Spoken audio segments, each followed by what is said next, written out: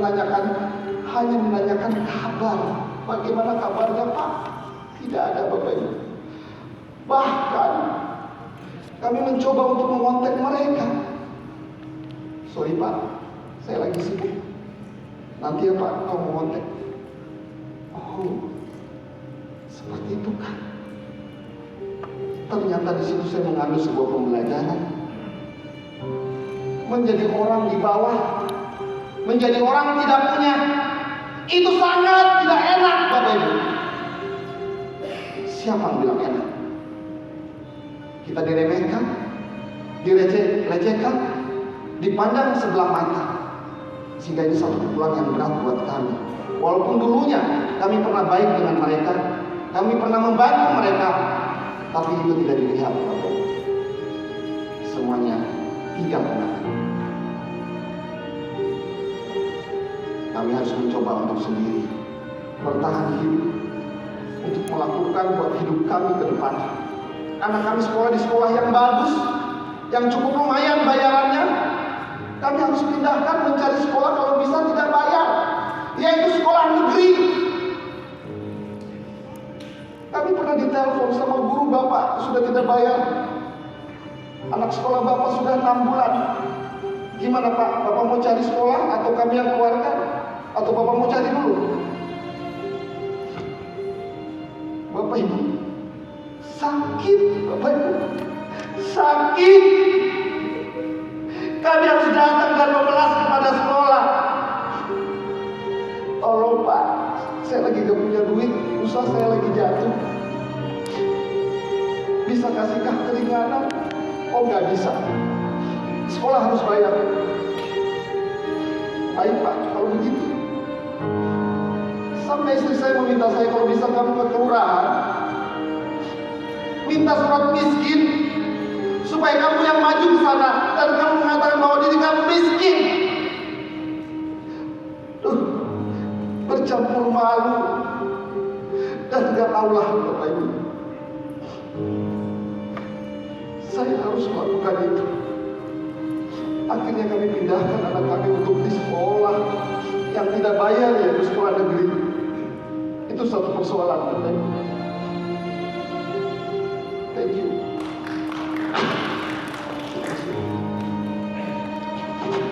Belum masalah yang lain. Ketika masalah ekonomi datang, pasti Anda yang sudah berkeluarga akan timbul masalah baru, yaitu masalah percecokan atau keributan di dalam rumah tangga. Masalah belum selesai, ada masalah baru lagi. Saya sampai berpikir, ya Tuhan, ya Allah, kenapa masalah ini datang terus menerus kepada kami ketika kami dalam kondisi terpuruk? Kenapa masalah ini tidak datang dari dulu ketika kami ada? Saya sampai menyalahkan Tuhan Bapak Ibu. Bahkan saya sampai gak kuat. Sampai beginikah kehidupan kami? Tuhan tidak adil. Saya dulu menjadi pembicara seperti ini, saya banyak memberikan sesuatu buat mereka. Saya punya uang dulu, saya banyak membantu orang. Kenapa hari ini ketika saya susah, tidak ada orang yang mau menolong kami? Itulah Bapak Ibu sebuah pembelajaran buat kami. Ternyata hidup itu yang membuat kita bangkit untuk menjadi lebih baik adalah diri kita Bapak Ibu, bukan orang lain.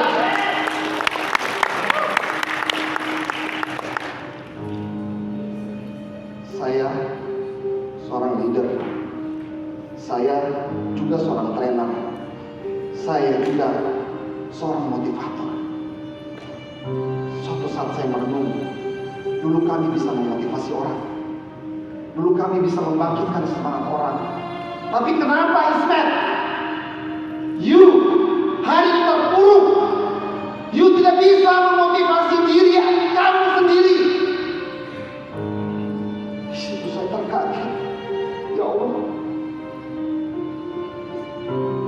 saya nggak bisa memotivasi diri saya. Dan disinilah saya juga mengambil sebuah pembelajaran bahwa diri kita untuk sukses Tidak bisa sendirian Bapak Ibu. Kita butuh orang lain. Kita butuh masukan orang lain untuk memberikan semangat buat kita. Walaupun kita seorang motivator.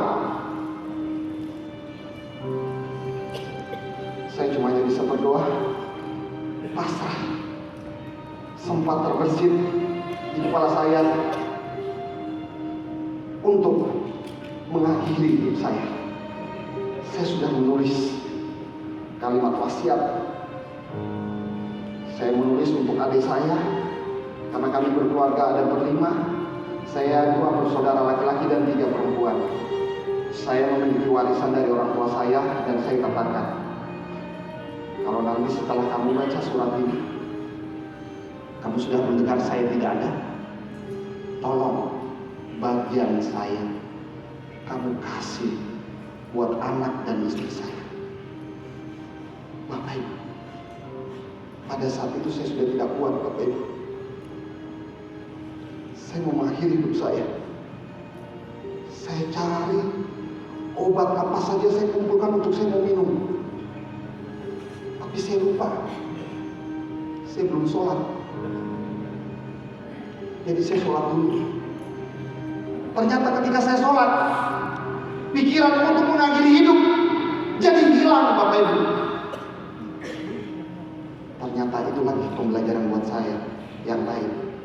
Ketika kita dekat dengan Tuhan, maka jiwa yang tidak tenang ini akan bisa menjadi tenang. Karena pada saat itu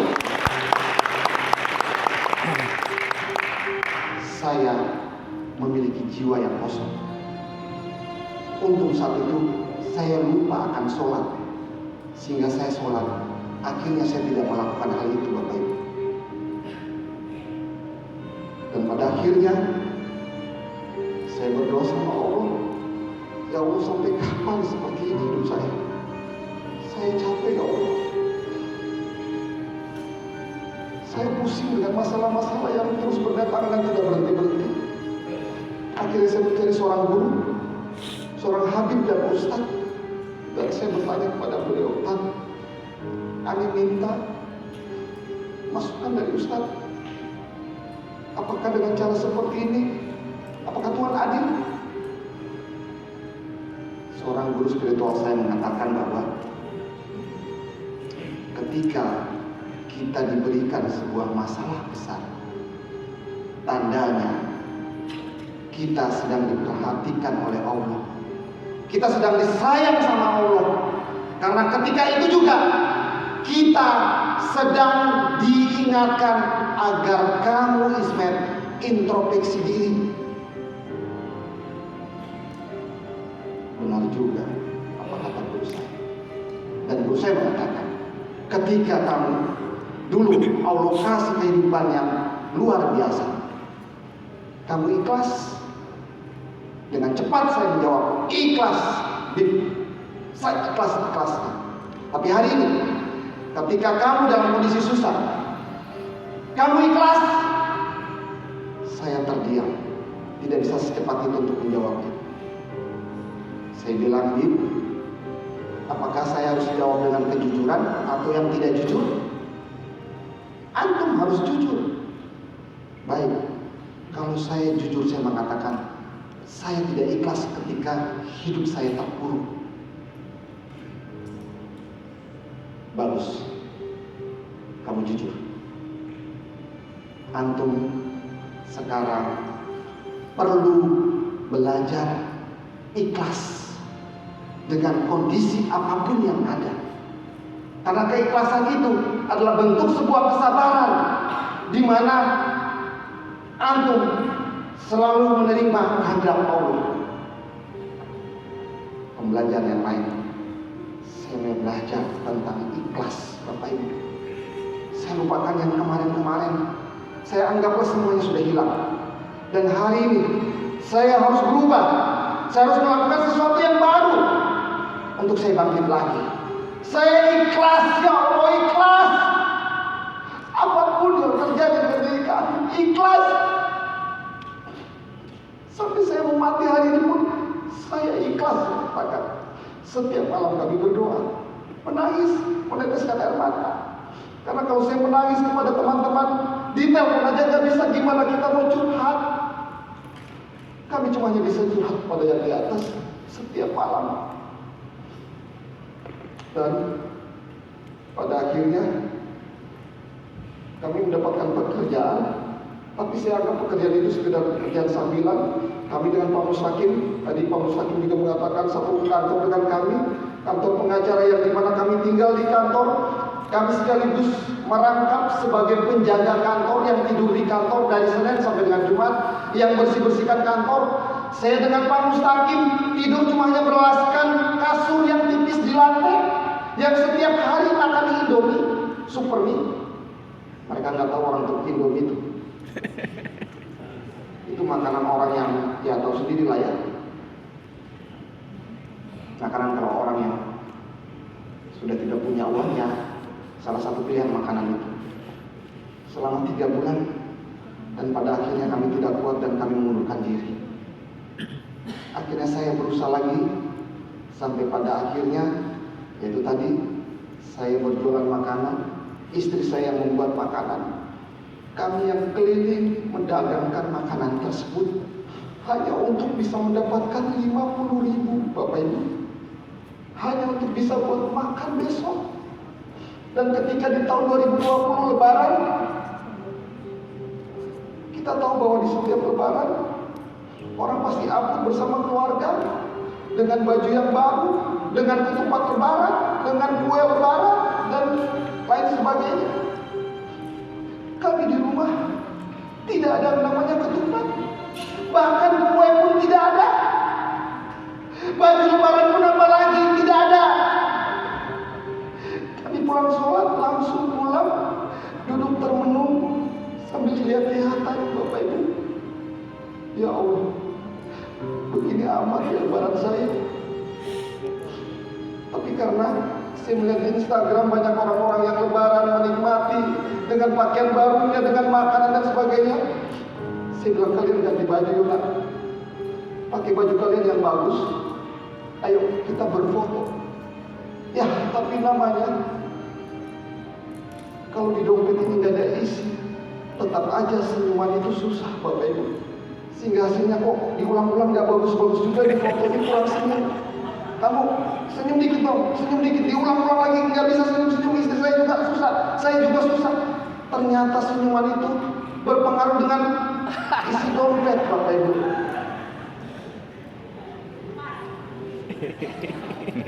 Ada yang merasakan begitu? Telah berlalu Desember 2020. Setelah perjalanan panjang, kami melewati kesulitan tadi. Datang di satu telepon, menelpon kami dan mengatakan, Pak Ismet, bisakah Anda datang untuk menemukan seseorang yang dimana seseorang ini baru konon katanya baru datang dari Turki. Beliau ingin mencari seorang leader dan saya tahu Pak Ismet adalah seorang leader. Bisakah Pak Ismet datang dan bertemu dengan beliau? Saya langsung jawab karena terbiasa dengan jawaban siap. Siap! Baik Pak Ismet, nanti alamatnya ini jam sekian. Ketika tutup telepon saya mikir, saya tadi katakan siap, tapi mau pergi pakai apa? Gak ada uang untuk beli bensin. Saya cuma hanya punya motor yang tersisa. Dan ketika saya mau menanyakan uang kepada istri, saya juga takut karena hasil jualan dari membuat kue tersebut cuma hanya untuk buat makan. Kalau saya pergi, uang itu saya ambil, gimana besok nanti kami tidak makan? Saya bilang sama istri, bisakah kamu mengeluarkan uang 10.000 aja untuk isi bensin, biar aku bisa ke situ. Oke. Saya datang yang pertama ketemu dengan Pak Haji Naim. Kita beri aplaus buat dia. Beliau bercerita tentang Mamon dari produk sampai dengan marketing plan dengan berapi-api. Apa? Gak masuk dalam pikiran saya. Karena lagi pusing Bapak Ibu. Lagi mumet. Cuma bilang terima kasih Pak. Gini aja. Saya minta aja produk dari Bapak. Saya coba dulu di rumah Pak. Dan akhirnya saya pulang, dan akhirnya pada saat sampai rumah istri saya menanyakan, bagaimana hasilnya? Ya begitu deh. Apa itu? Ya ini ada produk kesehatan dari Turki, ya berupa plester. Plester. Terus diapain? Ya ditempel. Mana ada, kata istri saya, produk kesehatan obat ditempel kecuali koyo. Kalau yang lain mana ada, nggak ada. Obat itu diminum dan dimakan. Dan saya bilang, ya sudahlah, terima aja, tempel aja kan. Tempel. Dan pada saat itu istri saya mengalami masalah lutut yang tidak bisa dipakai buat sholat. Beliau sudah 8 bulan sholat duduk di kursi. Dan ketika saya suruh tempel dan saya lupa, kok ternyata saya melihat beberapa hari, 2 hari, istri saya sudah bisa sholat normal. Saya bilang, ini produk bagus juga ya, luar biasa nih. Akhirnya saya mulai menelpon, siapa ya yang saya harus telepon? Saya ingat orang yang pertama saya telepon adalah Bapak Mustaqim Abbas. Kita beri aplaus buat Bapak Mustaqim Abbas. Yang beliau adalah teman saya ketika kami bekerja di satu perusahaan, sama-sama menjaga kantor, sama-sama makan Indomie, sama-sama kalau beli rokok cuma hanya ketengan, bagi 2. Saya bilang saya harus nolong beliau. Om, bisakah Om datang untuk ketemu dengan seseorang ini? Dia juga orang Makassar, Om. Om kan orang Makassar. Apa itu?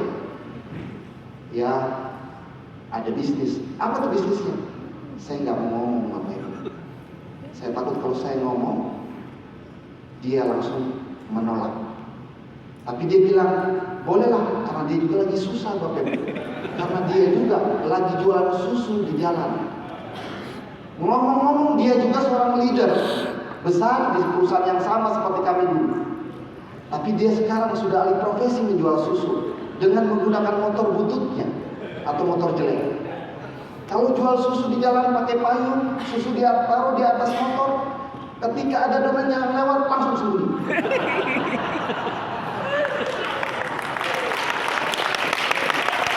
Ketika domennya nggak ada, baru dia berdiri lagi. Dia bilang, Om, saya juga lagi susah Om. Boleh, tapi ngomong-ngomong Om, saya nggak punya uang. Waduh, sama ini nggak bisa. Bisa nggak Om, kalau saya datang, saya minta untuk dibeliin bensin hanya untuk ongkos pulang. Saya katakan siap, datang aja, nanti saya belikan. Akhirnya hari itu juga kami pergi ke situ, dan saya juga ini satu cerita ya. Ini memang sebuah keberuntungan. Mungkin saya akan cerita ini ke Bulia dan Pak Bowo biar tahu hari ini saya ngomong. Sebenarnya di list daripada daftar nama saya tidak ada nama Pak Bowo dan Bulia. Ada nama orang lain. Tapi ketika saya kontak dia, telepon dia, tidak diangkat, tidak dijawab WA saya. Dan tiba-tiba Bulia menelpon saya, apa kabar Pak Ismail? Oh, baik. Bulia, saya nanti malam ketemu dengan orang. Dia dari Turki, bla bla bla bla bla. Boleh Pak, mau dong ikutan? Sekalian dengan Pak Bowo, boleh? Pak Bowo suaminya? Boleh, ajak aja. Akhirnya kami berempat dengan saya, kami datang dan mendengarkan apa yang disampaikan oleh Pak Naim. Pak Naim bercerita tentang bla bla bla, bisnis besar, penghasilan besar, dolar, bla bla dan sebagainya. Saya cuma hanya melihat gitu. Oh, ini orang tua semangat juga. Saya tantang. Hidup Pak Naim. Dia bikin 250 juta atau 300, saya nggak tahu tuh, lupa waktu itu. Wih, setengah M. oh setengah M. Wih, besar juga ya. Oke. Pada akhirnya kami pun akhirnya percaya dan Bulia Pak Bowo langsung join. Pak Mustaqim pun langsung join. Ketika berjalan waktu, pada hari itu kami dalam kondisi Indonesia pandemi tidak bisa keluar rumah. Kami tidak tahu harus kemana, menghubungi orang siapa untuk didatangi karena semua orang nutup pintu. Saya cuma hanya berpikir, saya punya handphone di mana ada nama-nama tugas saya cuma hanya menyebarkan nama-nama ini kepada orang-orang yang ada di dalam nama telepon saya. Saya putuskan, ini produk bagus, cuma hanya ditempel dan belum ada di Indonesia, dan ini merupakan sebuah peluang. Ketika banyak orang mengatakan, mana bisa produk yang ditempel-tempel itu bisa membuat orang sembuh. Tapi kami melihat sebuah lubang peluang bisa membuat kehidupan kami berubah. Saya WA setiap hari kepada 10 orang, besok 10 orang, besok 10 orang, dan saya tidak peduli orang mau lihat, mau baca, mau balas, saya tidak peduli. Yang penting tugas saya memberikan informasi kepada banyak orang, dan akhirnya banyak yang mulai mendapat. Dan saya tahu di antara Anda teman-teman saya yang ada di dalam ruangan ini, mungkin dulu Anda juga tidak percaya dengan saya, mungkin Anda juga menolak dengan saya, tapi saya tidak pernah marah, saya tidak pernah sakit hati dengan orang yang menolak saya, karena niat saya adalah saya ingin menyebarkan informasi ini bukan karena hanya untuk saya kaya, tapi untuk saya bisa menjadi ladang ibadah buat saya. Dan kekayaan serta kesuksesan itu hanyalah bagian dari sebab akibat. Tugas saya cuma hanya menyebarkan informasi sebanyak mungkin. Jadi teman-teman, lakukan apa yang saya lakukan. Jangan peduli orang mau terima atau tidak terima. Yang penting tugas Anda memberikan informasi sebanyak mungkin kepada banyak orang, Bapak Ibu. Dan masa iya tidak ada satu orang pun yang menanggapi dan merespon siaran Anda. Akhirnya terjadilah 1 minggu penghasilan kami 13 juta.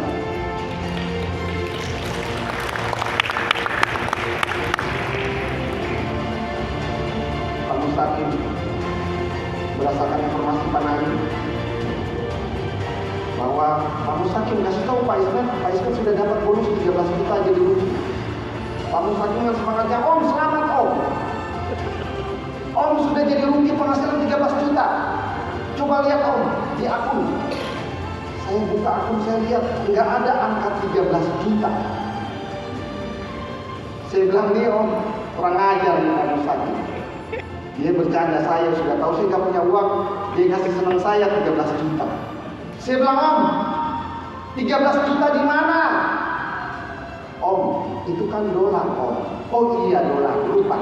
Ingat seperti koran sebelah. Saya lihat betul 13 juta. Minggu kedua, kurang lebih hampir 20. Minggu ketiga, saya punya friend satu lagi tapi saya tidak mau sebutkan namanya, anggaplah inisial RS.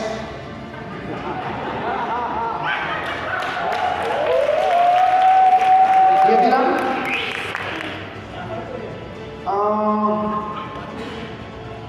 lanjutkan aja terus biar jadi apprentice. Sehingga saya terus setiap hari menyebarkan, dan jadilah saya apprentice dalam 1 bulan. 45 juta.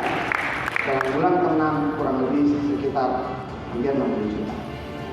Cuma satu hal Bapak Ibu, ketika saya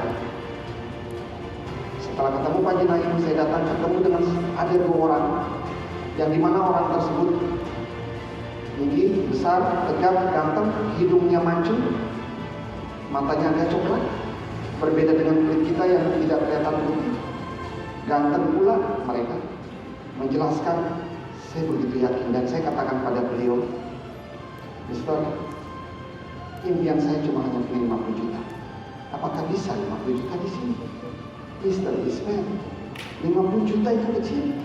Karena 50 juta itu Anda orang Indonesia. Mata uangnya rupiah, 50 juta besar. Tapi buat kami di Eropa 50 juta itu mungkin kecil. Ingat, di sini bisa menghasilkan 50 juta karena punya penghasilan dolar. Siapakah dia? Yaitu kembali lagi absen saya, Mr. Burkan Kandemir kita beri aplaus. Meyakinkan saya. Saya berpikir kalau saya berjuang di sini dengan penghasilan dolar, artinya penghasilan internasional, berarti kami bukan cuma hanya mendapatkan penghasilan internasional, tapi kami juga memiliki kualitas hidup internasional.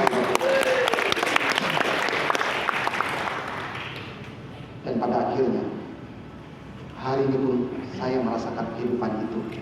Berkat Ustaz bukan kali ini. Bapak Ibu, ini sekedar singkat cerita yang saya ceritakan buat Anda. Tapi pesan yang saya mau sampaikan kepada Anda, untuk berubah tidak ada sesuatu yang gampang, Bapak Ibu. Kita perlu proses, kita perlu setia terhadap prosesnya, kita perlu berjuang dengan memiliki sebuah impian yang kuat. Kami cuma hanya memiliki impian, tujuan kami cuma 50 juta saja pada saat itu 3 bulan yang akan datang. Karena anak kami mau masuk kuliah, untuk bisa bayar kuliah anak kami cuma 50 juta. Tapi ketika kami tidak henti-hentinya berjuang, kami pastikan impian itu akan kami capai. Kami lakukan lebih, semuanya lebih. Itu bukan 50 juta Bapak Ibu, tapi berkali-kali lipat dari penghasilan 50 juta. Dan makan mungkin sudah melebihi daripada update kami. Mohon maaf Bapak Naim, kami melewati Anda, bukan tidak sopan dan tidak menghargai. Tapi kenapa saya katakan ini? Bahwa Anda ketika masuk di sini, walaupun Anda di bawah, ada apa yang Anda di atas, Anda bisa melewati apa Anda. Kalau Anda mau, kalau Anda inginkan untuk melakukan lebih. Bapak Ibu, di sini hari ini, One More telah datang dalam kehidupan kami. One More telah datang dalam kehidupan Anda. Bagaimana Anda tinggal menyikapinya? Apakah kendaraan ini Anda mau pakai untuk merubah kehidupan Anda? Cumanya Anda yang bisa menjawab itu, Bapak Ibu. Kalau kami, Mustaqim Abbas, Doni Sislawi, Lia, Bowo, dan teman-teman master, asisten,